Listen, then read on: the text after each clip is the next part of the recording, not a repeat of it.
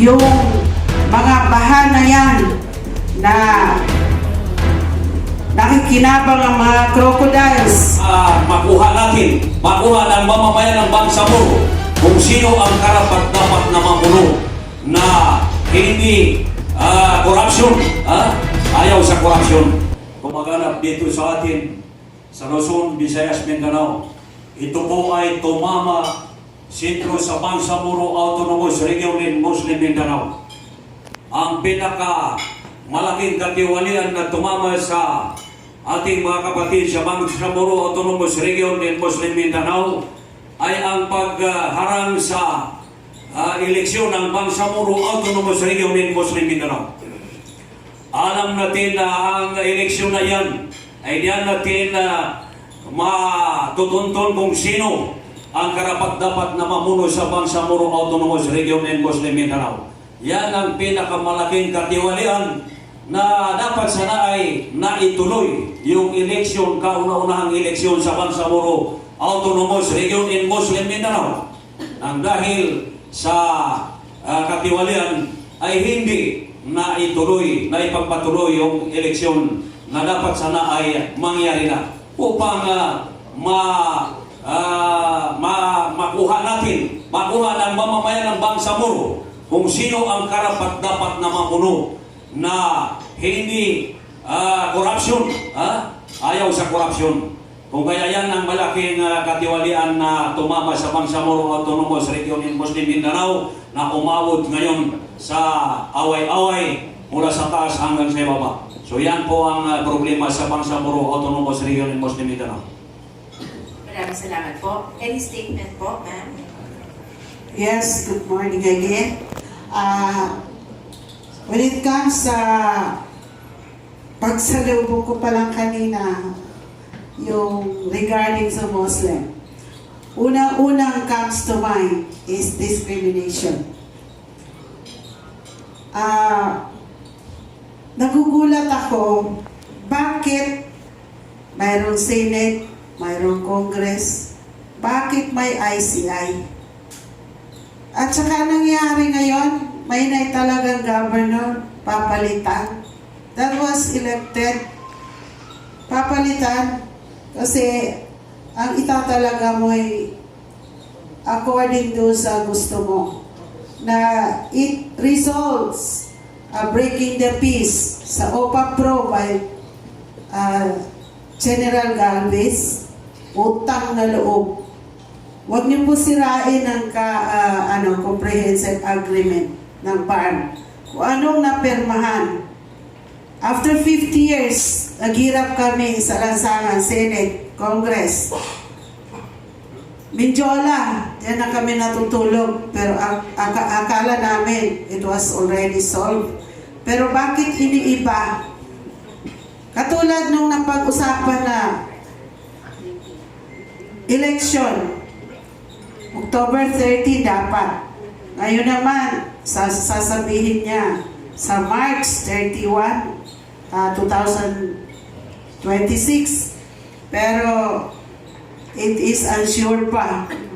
Kasi gagawa na naman sila. So it is a complete discrimination. Kung noon yung massacre, ilang pamilya ang namatay, nasaktan, itong paglilin lang sa napagkasunduan, na pirmahan, ay it kills the Bangsamoro rights. So, sana po, wag po gawing politika. Pinaghirapan po yan. We all know that Mindanao is not part of the Philippines. Yet, we agree now with the agreement at sisirain pa. So yun po, ang masakit sa amin yung discrimination. Ngayon, kung hindi ka kakampi, hindi ka bibigyan ng AKA, AX, why not solve the livelihood among women's? Kailangan po natin ng kabuhayan, pagkain sa lamesa, yung pag-aaral ng mga anak natin, yung safety nets, yung mga bahana yan na nakikinabang ang mga crocodiles. Bakit walang napaparusahan? Pero yung nagnakaw, walang makain sa tindahan, agad-agad napaparusahan. Where is the peace? Where is the rights? Ang ating karapatan pantao. Si Tatay Digong nakakahiya. We surrender it. Sa ibang bansa, Tatay, mahal ka namin. Kahit hindi karapat-dapat sa iyo. Sana, wag na mangyari kay General Bato, Senator Bato. Pag nangyari yan, sana magkaisa tayo, punta tayo lahat sa airport. Sumakay lahat tayo. Okay? Nakakahiya eh.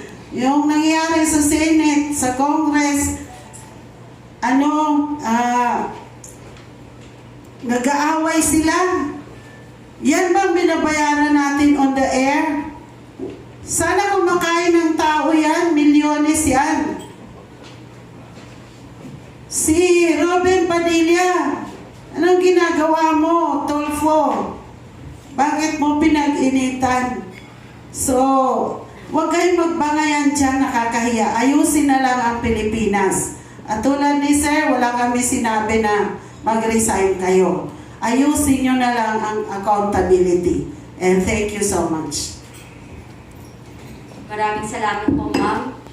Naintindihan po namin ang inyong nararamdaman at nire-respeto po natin. Katulad po ng nakakarami sa atin dito, siya rin po ay isang Pilipino at siya po ay nakatira sa Pilipinas. So lahat tayo may karapatang magsabi ng ating nararamdaman. But again, it's just a matter of yung natin yung nakikita natin, yung emosyon natin dahil nakikita natin yung katotohanan. And yun, tama po kayo, ma'am, na dapat po magkaisa ang ating mga leader sa tamang daan at sa pamamaraan ng liderato.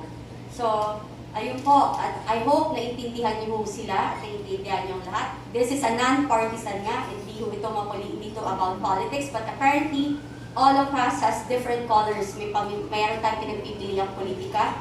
Pero ang panawagan ng rally na ito ay magkaisa tayo para labanan natin ang totoong kalaban ng bayan dahil kung bakit tayo naghirap, yan po ang korupsyon at pangungunsinti sa maling gawain ng mga leader na talaga naman walang bahid or walang kupas o walang sawang magnakaw sa ating bayan. Sige po.